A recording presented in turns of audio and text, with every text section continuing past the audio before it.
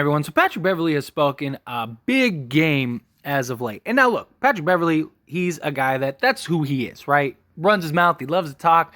He thinks he's bigger than he really is. And look, when he went to the Lakers, I was super pumped. I was super excited for him because he's that dog, right? And he still is, right? He's still definitely that dog.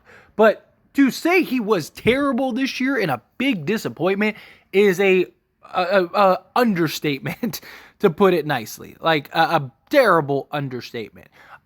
He's a guy that's always been he's that locker room guy, that guy you want, that just will go to war for you, right? The guy that talks, but he backs it up.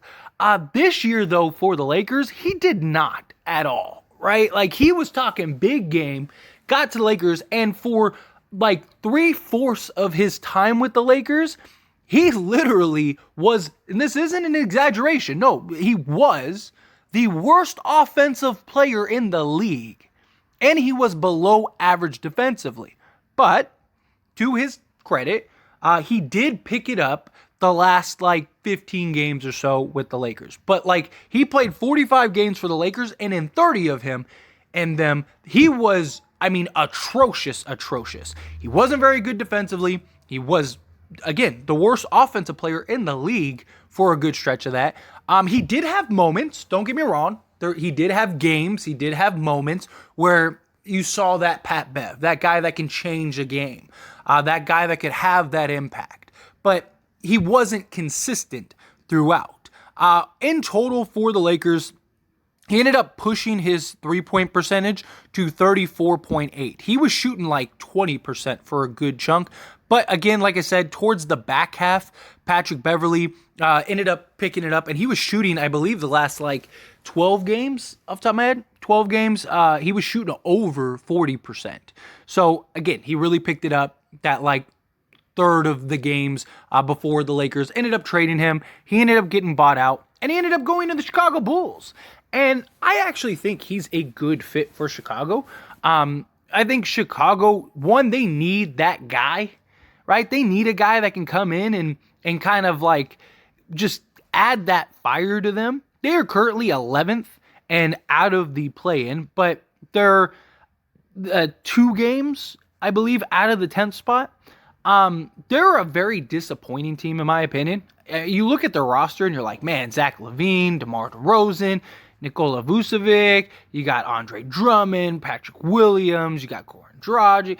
You look at this roster and you're like, man, they should be a solid team. Not very good defensively. They don't really have that guy to put it all together. Lonzo Ball was supposed to be that guy. Lonzo Ball is out for the remainder of the season. That's kind of not a surprise. There were reports that he was going to miss the season months ago, literally. And it hasn't worked for Chicago. Many people thought Chicago was going to blow it up. The Knicks were willing to offer a Godfather package for Zach LaVine. There were talks about, hey, the Lakers may end up trading for DeMar DeRozan, and then they were just going to hit the reset button, get whatever you can for Nikola, and then just take it from there. But turns out that that's not the approach that they took. Instead, they kept their roster intact, and now they went and got a guy in Patrick Beverley. Now, there's questions of will Patrick Beverley start? Will he come off the bench? I honestly believe they will start him, and I think they should start him.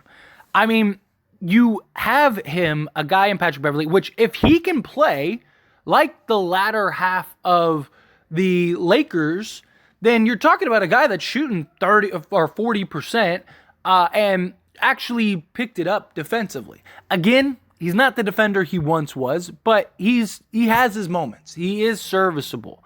And he's a guy that I do think you put him, Zach LaVine, and then, DeMar DeRozan, and you have that kind of be your front or your backcourt. I think you're pretty good. I think that would be a benefit and that help. Also, I could see Patrick Beverley doing for this Bulls team what he did for Minnesota, right? And that's kind of be the believer, right?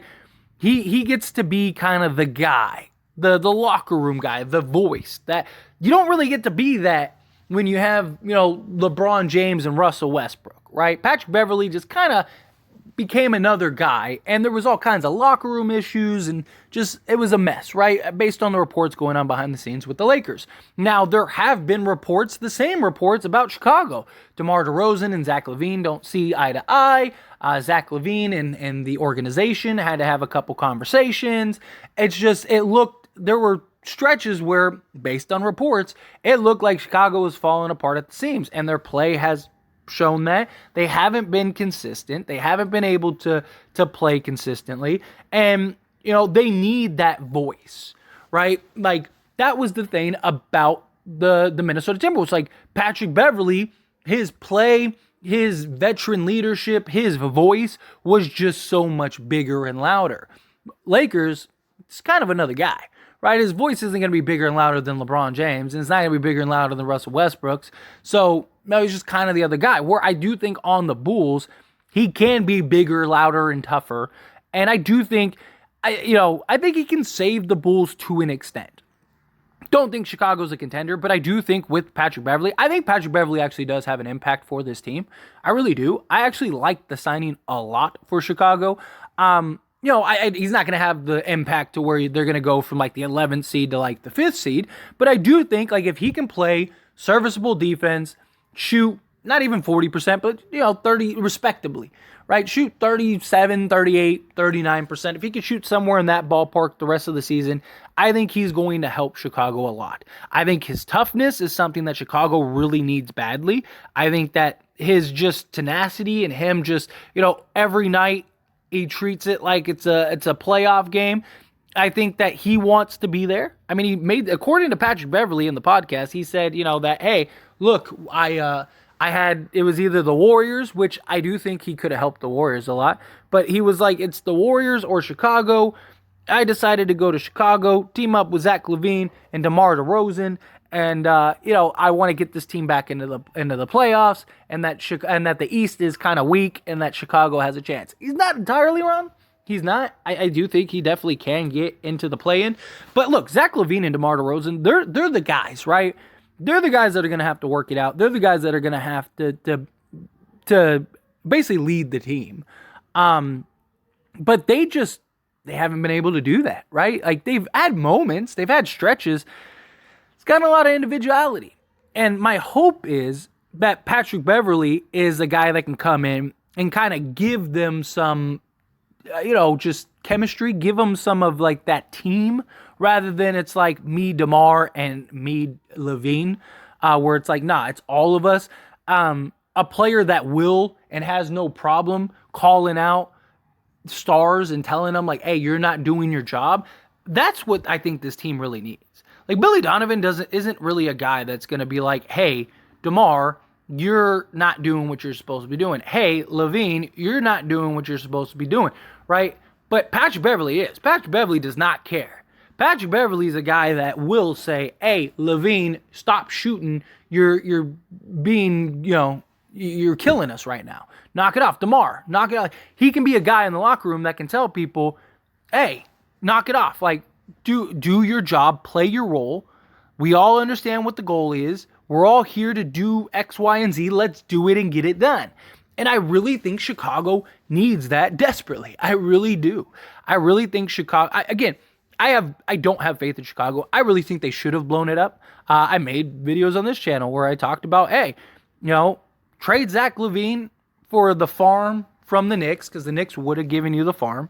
You probably could have gotten something decent for Nikola, and then trade DeMar for basically everything that the Lakers had, which in hindsight, I'm glad the Lakers didn't do that, because what the Lakers got is, I would take that over DeMar DeRozan all day. But you know for a fact the Lakers, if DeMar DeRozan became available and they were like, we want both firsts and, whatever, Max Christie or something, I'm pretty sure the Lakers would have done it just to get off of Russell Westbrook, and that would have just been a disaster. And the Lakers were able to not do that, not do the Kyrie thing, and actually get an absolute haul, which was very surprising. It still surprises me that Rob Pelinka got everything that he got. But shout outs to Rob Pelinka for that. But sticking to the Bulls, because this is about the Chicago Bulls, I do think that they should have blown it up. I think you should have traded everything to DeMar DeRozan.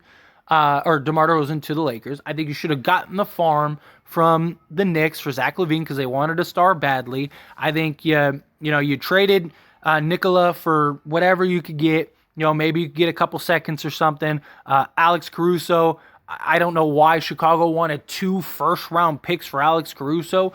Like, Alex Caruso's been terrible. and yes, I know his nickname is the Caruso and the GOAT and all that stuff, but look, in reality, he hasn't been very good for Chicago. He's been actually a lot of a letdown. His first year with Chicago, he shot 33% from 3 on 4 attempts. And this year, he's shooting, 38%, but on 2 attempts. He's been atrocious shooting from the field, period. He hasn't been the defensive guy that he had hoped and that they were looking for. He's just been a kind of a guy that they're paying a bunch of money to every year, which, again, was one of the reasons why I was like, I'm glad that the Lakers didn't give him the money, because he wasn't worth that money. And guess what? He went to Chicago, and it's proven that he's not worth the money. But Patrick Beverley, I think, will give them what they were hoping Alex Caruso can. And that's stability, toughness, a guy that just plays his role, understands what his job is, and a guy that can just make an impact. And I really, really do like Patrick Beverley on Chicago. I think he's going to bring a lot of what Chicago is lacking. And I do think that they could at least get into the play-in. Get into the play-in, who knows? At that point, maybe make the playoffs, go on a nice little run, and all of a sudden it's like, hey, maybe you're making a noise. Maybe depending on the right matchup, maybe you get an upset or something. If I'm being honest, I just think they kind of fizzle out. That's kind of my guess. My guess is that they, that even if they do get in the play-in and they make the playoffs, they're probably playing the Celtics or the Bucks, so they're probably getting smacked. But at least get to the playoffs, right? And then take it from there. That is something that could happen. Again, they are currently 2 games out of the 10th seed, but they're only 3 games out of 8th. I don't think they're going to catch the 7th seed because there's 6 games out of 7. I don't see that happening. But, maybe if, you get a couple games to fall your way, you're competing with the Raptors, the Wizards, and the Hawks, which I don't think any of those teams are that good to where you don't have a shot. So just some food for thought. But anyway, as always, this is a discussion, so I pass the question on to you. Let me know your thoughts and opinions down in the comments below. What do you think? Do you like Patrick Beverley? Do you not? Do you think that he makes an impact? Do you not? However you feel, whatever your thoughts are, I'd love to hear it. Let me know down in the comments below.